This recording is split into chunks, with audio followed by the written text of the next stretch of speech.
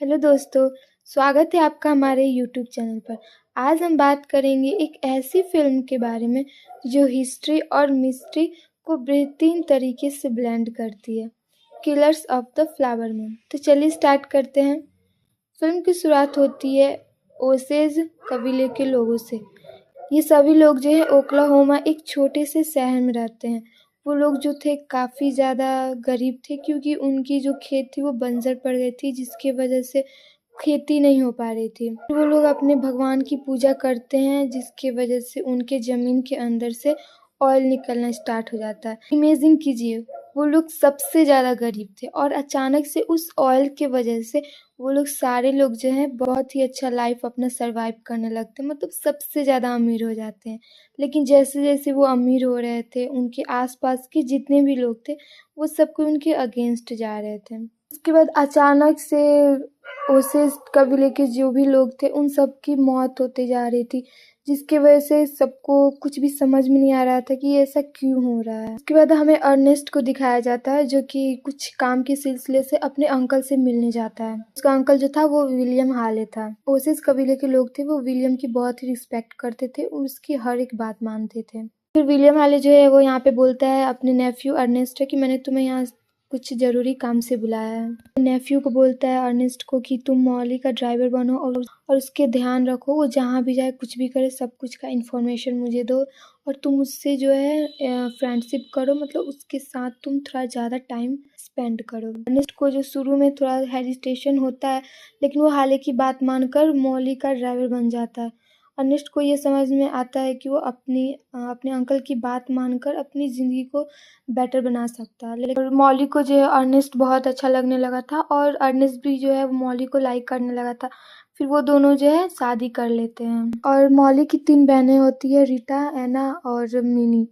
और मिनी जो है वो काफ़ी टाइम से बीमार चल रही थी और वो जो है यह और वो जो अपनी बीमारी के बारे में विलियम से जाकर बोलती है और बोलती है कि मैं मरना नहीं चाहती हूँ। विलियम जो है वो बोलता है कि मैं तुम्हें कुछ नहीं होने दूँगा, मैं तुम्हें बचा लूँगा। बट ऐसा कुछ नहीं होता है, मिनी की जो है मौत हो जाती है। और इधर मिनी की मौत जो है काफ़ी टाइम मतलब बहुत पहले ही हो जाती है। अन्ना का मर्डर दिखाया जाता है, जो कि अन्ना ओसेस की मेंबर थी, मतलब अन्ना जो थी वो मॉली की बहन थी और उसका बॉडी जो है उसके घर के आसपास ही मिलता है और ये सब देखकर मॉली जो है बहुत ही ज़्यादा रोती है, मतलब वो बहुत डिप्रेशन में चली जाती है। लेकिन जो पुलिस है इनिशियली इन्वेस्टिगेशन में काफ़ी वीक होती है। अन्ना का मर्डर एक शॉकिंग मोमेंट है और यह हमें समझाता है कि मर्डर सिंपल एक्सीडेंट नहीं रहने वाला है, जो है एक प्लानिंग से ही मर्डर किया जा रहा है। ये सब देखने के बाद हमें विलियम का जो है सच्चाई पता चलता है। हाले जो है वह एक पावरफुल बिजनेसमैन होता है, जो विलियम हाले होता है वह ओसेज लोगों का मर्डर करने का प्लान बना रहा था। यहाँ पे ये भी दिखाया जाता है कि हाले का इन्फ्लुएंस किस तरह से हर एक स्टेप पर बढ़ता जा रहा था।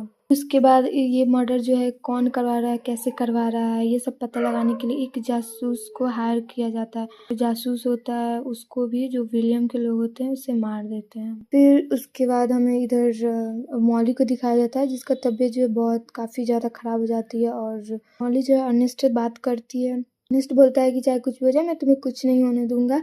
अगर मुझे पता चला कि ये सब कुछ के पीछे मेरे अंकल का हाथ है तो मैं उन्हें भी नहीं छोड़ूँगा। फिर उसके बाद काफ़ी टाइम बीतते जा रहा था और ऐसा देखने को लग रहा था जैसे कि अर्नेस्ट जो है अपनी फैमिली से, मॉली से अपनी ज़्यादा मतलब प्यार करने लगा था। वह जो उसे देखने से लग रहा था कि वह उन्हें नहीं मारना चाहता है। फिर उसके बाद विलियम जो है वह अपने नेफ्यू अर्नेस्ट से मिलता है और बोलता है कि तुम आखिर 4 साल से कर क्या रहे हो? फिर जो अर्नेस्ट है वो बोलता है कि मैं अपनी वाइफ़ को नहीं मार सकता हूँ, मैं अपनी फैमिली को नहीं खोना चाहता हूँ।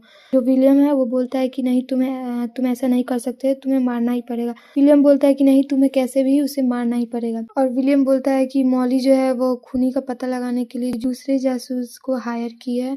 अगर हमारे बारे में उसे पता चल गया तो हम दोनों जो है जेल की रोटियाँ खाएँगे। बोलता है कि देखो मैं जैसा कह रहा हूँ वैसा ही करो, मेरा नहीं तो अंजाम बहुत बुरा होगा। अर्नेस्ट जो है वो मॉली को डॉक्टर के पास लेके जाता है। अर्नेस्ट जो है उसी डॉक्टर के पास लेके जाता है जो कि विलियम का दोस्त होता है। वो डॉक्टर जो है विलियम का दोस्त होता है, उसी के पास अर्नेस्ट जो है अपनी फैमिली, अपनी वाइफ को लेकर जाता है और जो डॉक्टर है वो विलियम को एक पॉइज़न देता है और बोलता है तुम इसे धीरे-धीरे देना जिससे उसकी धीरे धीरे मौत हो जाएगी। यह सब कुछ जो है अर्नेस्ट कर रहा था अपने विलियम अंकल के कहने पर। जो डॉक्टर था वह विलियम के लिए ही काम करता था। फिर उसके बाद हम देखते हैं कि धीरे धीरे मॉली की तबीयत जो है बहुत ही ज़्यादा खराब हो जाती है और मॉली को ऐसा फील हो रहा था कि उसकी भी एक दिन मौत हो जाएगी जैसे उनकी बहनों की मौत हो गई है। उसकी हालत इतनी ख़राब हो गई थी कि वो डॉक्टर के पास भी नहीं जा पा रही थी। फिर अर्नेस्ट जो है वो डॉक्टर को घर पे ही बुलाता है और मॉली जो है डॉक्टर को देखती है तो उसका गुस्सा और ज़्यादा बढ़ जाता है क्योंकि यही सब डॉक्टर जो है उनकी बहनों का इलाज किया था और इससे कोई फ़ायदा नहीं हुआ और वो डॉक्टर को भगा देती है। मॉली को जो है अब किसी पे भी बिल्कुल भी ट्रस्ट नहीं था और यहाँ पे अर्नेस्ट जो उसे समझाने की कोशिश करता है बट वो उस पे भी ट्रस्ट नहीं करती है। फिर इधर हम ओसेस कबीले में इधर हेनरी नाम के आदमी को दिखाया जाता है जो कि उसका भी इलाज चल रहा था और उसका इलाज जो है विलियम के डॉक्टर ही कर रहे थे और विलियम जो है उस हेनरी का बहुत ही ज़्यादा टेक केयर बहुत ही ज़्यादा ध्यान रखता है। ये सब देखकर अर्नेस्ट जो है वो पूछता है कि आखिर आप इसका इतना ज़्यादा क्यों देख रेख कर रहे हैं। विलियम जो है वो बोलता है कि ये जो आदमी है वो मेरे लिए बहुत ही यूज़फुल है। तो पूछता है कि ऐसा क्यों, तो वो बोलता है कि ये जो है मॉली का एक्स हस्बैंड है और अभी तक इन दोनों के बीच तलाक नहीं हुई है। ये सब सुन के जो अर्नेस्ट होता है वो थोड़ा हैरान हो जाता है। फिर उसके बाद जो अर्नेस्ट है वह सोचता है कि अगर मॉली मरी तो अब उसके बाद जो है हेनरी के नाम ही उसका प्रॉपर्टी होगा, जिससे वो सोचता है कि मैं उसे भी मार दूं और वह एक आदमी को हायर करता है हेनरी को मारने के लिए और एक सुनसान जगह पे वो जो आदमी होता है उसके पीठ में गोली मार देता है जिसकी वजह से उसकी मौत हो जाती है। फिर मॉली को पता चलता है कि उसका एक्स हस्बैंड का मौत हो गया है जिसकी वजह से मॉली जो है काफ़ी हैरान होती है बट उसे लगता है कि उसने खुद ही अपना आत्महत्या किया होगा क्योंकि पहले भी जो था वह खुद को मारने की बहुत बार कोशिश किया था बट हेनरी को तो अर्नेस्ट ने ही मरवाया। उसके बाद कुछ दिनों के बाद मॉली की मॉम की डेथ हो जाती है जिसके वजह से मॉली जो है पूरी तरह से टूट जाती है। वो बहुत ही ज़्यादा अकेलापन फील करती है, वो बहुत ज़्यादा रोती है। मॉली को लग रहा था कि उसके पास जितने भी लोग थे वो एक एक करके सबकी मौत हो जा रही थी, पहले उनकी बहनों की फिर अब उसकी मॉम की, जिससे वो बहुत ही ज़्यादा सैड रहती है। फिर उसका उदासीपन देखकर उसका पति जो है विलियम अंकल से बोलता है कि पुलिस एजेंट को हायर किया जाए कि सब मौत के पीछे किसका हाथ है। यह सब सुन के विलियम जो है थोड़ा सा मुस्कुराता है। फिर उसके बाद एक रात मॉली जो है सोई रहती है, अपनी मॉम को याद करती है। तब तक उसे पता चलता है कि उसकी बहन रीटा के घर पे कुछ बम ब्लास्ट हुआ है जिसकी वजह से रीता की मौत हो गई है और ये जो मौत थी बहुत ही भयानक थी। उसके बाद मॉली जो है ये सब कुछ देखकर वो डिसाइड करती है कि वो प्रेसिडेंट से मिलने जाएगी अपनी फैमिली के लिए, अपनी फैमिली के लिए, अपनी फैमिली की जस्टिस के लिए और वह गवर्नमेंट से मदद मांगती है और यह सीन मॉली की डिटर्मिनेशन और फाइटिंग स्पिरिट को दिखाता है। मॉली को गवर्नमेंट से जस्टिस की उम्मीद मिलती है और एफबीआई इन्वेस्टिगेशन भी स्टार्ट हो जाती है और मॉली जो है वो बोलती है प्रेसिडेंट से, मुझे अपने परिवार के लिए इंसाफ चाहिए, मैंने जो कुछ देखा है वो बहुत ही दर्दनाक है।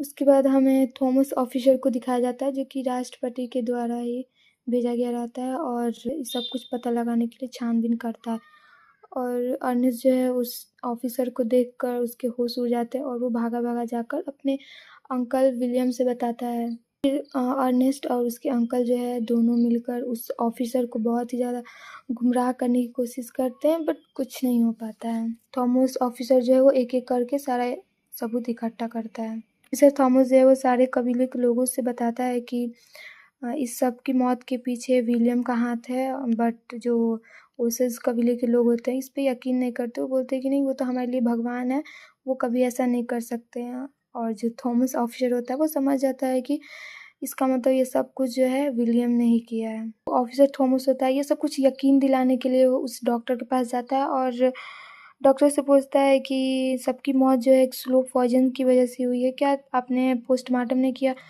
बट जो डॉक्टर होता है वो बोलता है कि नहीं नहीं मैंने किया है बट उसमें कोई खास रीज़न नहीं निकला। फिर उसके बाद ऑफिसर थॉमस जो होता है वह विलियम को पकड़ता है और उससे कुछ पूछताछ करता है और विलियम जो वो बोलता है कि मुझे बहुत अफसोस है कबीले के लोगों की जो मौत हुई है। उसके बाद विलियम जो है वो सोचने लगता है कि शायद ओसेज कबीले के लोगों की मौत हो रही है, शायद इसी की वजह से ऑफिसर थॉमस है उस पर शक कर रहा है। तो वो क्या करता है कि अपने भी कुछ लोगों की मौत करवाने लगता है। और जो विलियम है वो अपने भतीजे को बोलता है कि चाहे कुछ भी हो जाए तुम इन सब में मेरा नाम मत लेना, चाहे कुछ भी हो जाए। तो जो अर्नेस्ट होता है वो बोलता है कि मैं आपका नाम कभी नहीं लूँगा, चाहे मुझे कुछ भी हो जाए। ये सब कुछ जो ऑफिसर थॉमस होता है ये देखता है और उसे सब कुछ समझ में आ जाता है। और इधर जो अर्नेस्ट की वाइफ होती है वो बहुत ही ज़्यादा बीमार होती है और उसके नेक्स्ट मॉर्निंग में हमें दिखाया जाता है कि जो ऑफिसर थॉमस होता है वो अर्नेस्ट को अरेस्ट कर लेता है और उसे कोर्ट में लेके जाता है। उसके बाद जो ऑफिसर थॉमस होता है वो उससे पूछने की कोशिश करता है अर्नेस्ट कि क्या तुमने ये सब कुछ किया? अगर तुमने ये सब कुछ किया है तो प्लीज़ मुझे बता दो, नहीं तो फिर अंजाम बहुत बुरा होगा। और वो बहुत ही ज़्यादा कोशिश करने के बाद जो अर्नेस्ट है वो सारी सच्चाई बता देता है और वो अपने अंकल विलियम का भी नाम बता देता है। उसके बाद इधर मॉली की तबीयत जो है बहुत ही ज़्यादा ख़राब हो गई थी और जो ऑफिसर थॉमस होता है उसे एक अच्छी अस्पताल में उसका इलाज करवाता है, जिसकी वजह से उसकी तबीयत में थोड़ी-सी सुधार आती है। उसके बाद विलियम को भी अरेस्ट कर लिया जाता है, उसे जेल में डाल दिया जाता है। अर्नेस्ट को कोर्ट में पेश किया जाता है और उसे वहाँ पे दिखाया जाता है। कोर्ट में हमें दिखाया जाता है कि जो विलियम का लॉयर जो होता है वो इस केस को कुछ महीनों के लिए जो है पोस्टपोन कर देता है। लॉयर जो है वो अर्नेस्ट से रिक्वेस्ट करता है कि तुम कुछ भी हो जाए तुम अपने अंकल का नाम नहीं लोगे, और सबको रिक्वेस्ट करता है तो वह बोलता है कि ठीक है चाहे। फिर उसके बाद जब कोर्ट में सुनवाई होती है तो विलियम सेम वही करता है और अर्नेस्ट जो है अपने अंकल का नाम नहीं लेता है। 3 महीने हो गए थे उसे जेल में रहते हुए। और फिर दिखाया जाता है कि अर्नेस्ट की जो बेटी है उसकी मौत हो जाती है कुछ बीमारी की वजह से। फिर वो बहुत ही ज़्यादा अपसेट होता है इस न्यूज़ को सुनकर और वो बहुत ही ज़्यादा गिल्टी फील करता है। खुद से बात करता है कि उसने अपनी ज़िंदगी में बहुत कुछ गलत किया, उसे ये सब कुछ नहीं करना चाहिए जिसकी सज़ा उसे मिल रही है, और उसकी बेटी की भी मौत हो गई। और इधर मॉली को भी सारी सच्चाई पता चल जाती है अर्नेस्ट के बारे में और वो उससे दूरियां बना लेती है। फिर जो अर्नेस्ट है वो सारी सच्चाई बता देता है, वो अपने अंकल विलियम का नाम बता देता है कि शुरुआत से लेकर अंत तक उसके अंकल ने ये सब कुछ बोला था करने के लिए और वो उन्हीं के इशारों पे चल रहा था, उनकी वजह से ये सब कुछ उसने किया और उनका साथ दिया है। और वो बोलता है कि ये सब कुछ जो है, बोलता है कि मैंने अपनी वाइफ और उसके परिवार को ख़त्म करने में मैंने मदद की थी और ये जो मेरा एक्शन था वो बहुत ही ज़्यादा गलत था। फिर जो जज होता है वो बोलता है कि इन सब हरकतों की वजह से कितने सारे इनोसेंट लोगों की जान गई है। उसके बाद जो उसके विलियम अंकल होते हैं 80 साल के हो जाते हैं तो उन्हें जेल से रिहा कर दिया जाता है क्योंकि वो बहुत ही ज़्यादा बुढ़े हो जाते हैं। उसके बाद अर्नेस्ट जो है वो जेल से रिलीज़ होता है और वो अपनी वाइफ से मिलने आता है और वो मॉली से माफ़ी मांगता है। वो बोलता है कि मैं जानता हूँ कि मेरी गलती इतनी ज़्यादा है कि माफ़ी के लायक नहीं है। मॉली जो है उससे कोई रिश्ता नहीं रखना चाहती थी और उससे वो बहुत दूर चली जाती है। बाद मॉली जो है यहाँ पे तीसरी शादी कर लेती है और वो बोलती है कि मैंने अपनी ज़िंदगी को एक नए रिश्ते पर ले जा रही हूँ, मेरे लिए सब कुछ बदल गया है। उसके बाद फिल्म का लास्ट सीन जो है आ जाता है कि जो ओसेज कबीले के लोग हैं वो अपना फेस्टिवल मनाते हैं और यहीं पे जो है स्टोरी की एंड हो जाती है। अगर आपको ये वीडियो अच्छा लगा हो तो प्लीज़ लाइक कीजिएगा और मेरे चैनल को सब्सक्राइब ज़रूर कीजिएगा। Thank you.